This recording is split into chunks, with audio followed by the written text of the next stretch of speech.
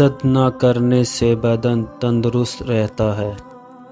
دنیا والے ایسے سواروں کی طرح مانند ہیں جو سو رہے ہیں اور سفر جاری ہے۔ اپنے دوست کے دشمن سے دوستی مت کرو، ایسا کرنے سے تم اپنے دوست کے دشمن بن جاؤ گے۔ جسے قریبی چھوڑ دیا اسے بیگانے مل جائیں گے۔ کم کھانے میں صحت ہے، کم بولنے میں سمجھداری ہے اور کم سونا عبادت ہے۔ آدمی کی حفاظت اس کی موت کیا کرتی ہے۔